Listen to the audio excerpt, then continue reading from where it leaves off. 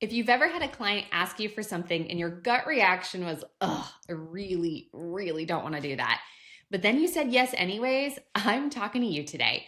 Friend to friend, mano to mano, or maybe woman to mano, whatever. But today we are talking about one of the most important and honestly underdeveloped skills in our industry: how to say no to clients without damaging the relationship, without feeling awkward, and without creating friction in your business. Saying no is hard, but it's the thing we've heard over and over about successful businesses, right? The GOAT, Warren Buffett, said the difference between successful people and really successful people is that really successful people say no to almost everything. Award-winning author and serial entrepreneur Richie Norton said, learn to say no to the good so you can say yes to the best. I love that one. Saying no is not rejection for your client. It's really adding a lot of clarity. The best advisors don't say yes to everything. They say yes to the right things, and they say no in a way that actually kind of can increase trust. So let's start with why this matters so much. Now, keep in mind, this doesn't apply if you have only one premium offer that is priced so clients can come to you with crazy asks and you help them. So if you serve clients and let's say they're paying like $50,000 a year for that kind of access and you're staffed up for it, then today's podcast, it doesn't apply. Maybe to other areas of your life, but for today, I'm talking to that advisor that works with normal clients, has a service model with a couple of different segments, and is feeling overwhelmed and burned out when they say yes to extras. So if that's you, I'm talking to you today. When you say yes to things that are outside of your scope, a few things tend to happen. Number one, you create inconsistency in your client experience. Some clients get extra things, some don't, and now your process really isn't a process anymore. Number two, you create hidden work. This is the stuff that blows up your calendar, bleeds into your nights and weekends, and makes you feel like you're always behind and have a never-ending to-do list. Number three, you dilute your expertise because now you're doing things you're not specialized in, you're not systematized around, and you're not actually excited to do. Which leads me to number four, you're annoyed. You're annoyed with the ask, annoyed with the fact that you said yes, and annoyed that you added this extra thing, and it chips away at your energy, which for a financial advisor, energy is critical. And this is where I love tying in concepts from the book Never Lose a Customer Again and Unreasonable Hospitality, right? Because both of these books talk about creating incredible client experiences, but also not saying yes to everything. It's about being very intentional, and it's about delivering something exceptional with a clearly defined model. So let's talk about where scope creep actually shows up for advisors, because it's not theoretical, right? This is happening to us every single day. Here are a few common ones, often that I experienced in my own practice. First, your AUM-only client who declined paying for financial planning now wants planning advice.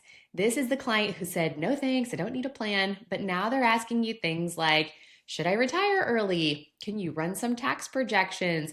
Can you help me do some analysis on Social Security timing? And you're like, wait a second, this is planning work. Second, and I'll tell you what to say here in a minute. The second thing I see is clients asking for advice outside of your expertise. Like, hey, can you just review my parents' estate document? Should I set up this trust? What's the best way to structure this business sale? Now you're learning things about slats and crats and things you never dealt with, and you're drifting into estate attorney or CPA territory, right? We're doing a lot of research because that's not something that's in our everyday. Third, the third scope creep is quick favors. Quick favors that aren't actually quick. Can you just take a look at this? Can you run this scenario real fast? Can you hop on a quick call? All of a sudden, your day just becomes filled with justs. And fourth, this one happened to me a lot. Lower tier clients expecting very high touch, high tier service. Now they're in your base offering, but they want that responsiveness, that customization, and that depth that you give to your top tier clients. So what do we do about all of this, right? Well, we don't avoid it. We build language around it, because the advisors who struggle here, and it's not that you don't want boundaries, right? I know I had a hard time doing things in my own planning practice. I just didn't have the words ready to go when I was asked. So instead of being prepared, I just felt bad and said yes to everything. So I'm going to give you a very simple 4-part framework that you can use in almost every situation. So number 1, acknowledge and validate. Number 2, restate your scope. Number 3, and this is a good one, important one, offer a path. And number 4, reinforce the relationship. So I'm going to walk you through exactly what this sounds like. So feel free to copy and paste. Let's go back to that AUM planning client asking for planning work. Here's what that could sound like. That's a great question. And honestly, Social Security analysis is exactly the kind of thing we dig into more deeply in our financial planning work. Right now, you're in our current investment-only service model where we're focused primarily on managing investments. If you like, we can absolutely explore upgrading so that we can support you fully in those planning decisions. Do you hear how kind of clean that is? It's not awkward. You're not like over-explaining and you're not apologizing. You're just providing clarity and then a path to help. So now let's talk about when something is outside of your expertise. So maybe that client who asked you to review their parents' trust documents. Here's your language. I'm so glad you brought that up. This is such an important area. It's not something I directly advise on, but I don't want you to feel stuck. What I'd recommend is working with an estate attorney, and I'm happy to connect you with someone great or coordinate with them once you've had that conversation. So kind of a power move, but you're not saying no and walking away, and you're not saying yes and now having to do research and maybe even putting yourself in a position that you don't want to be in. What you're saying is, here's the path. I want to make sure it's getting done correctly for you. I am not the path, but I will help you, right? Now let's talk about number 3, those quick favors, bunny ears, quick favors. You know the ones. So here's a great response. I'm happy to look at that. Typically, something like that would fall into our planning work.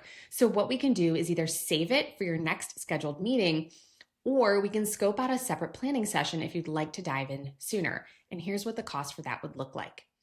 Now, what you're doing here is you're anchoring everything back to your process. You're either including it and nestling it in their next meeting, or you're creating a new scope and a new arrangement. Now, let's talk about tier mismatch. Low tier clients asking for a high tier service. Here is your language. I love that you're thinking about this. This is something we support more deeply inside of our blah-de-blah higher end process. In your current service level, we keep the focus on this so that we can deliver it really, really well. If you'd like, we can absolutely look at upgrading so we can support you in that area. Again, it's just structure and a path, and now the choice is theirs. And one more situation, and this is a big one. When you've already trained clients to expect more, and now you're trying to pedal back a little bit and clean it up. Here's your reset language. In the past, we may have helped with things like this, but we've refined our process to stay focused where we can create the most value. That allows us to be a more consistent and deliver a better experience overall for you.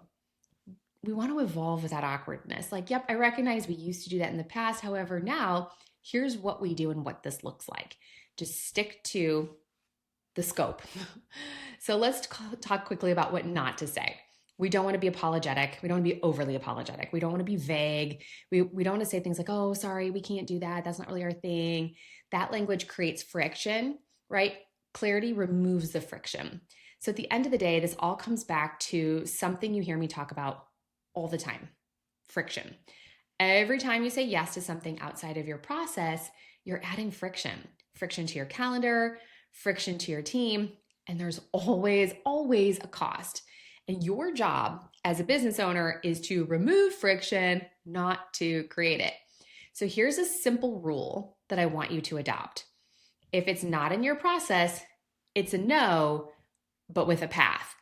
So I'll wrap it up with this. Your best clients don't need you to do everything. They want you to do the right things exceptionally well.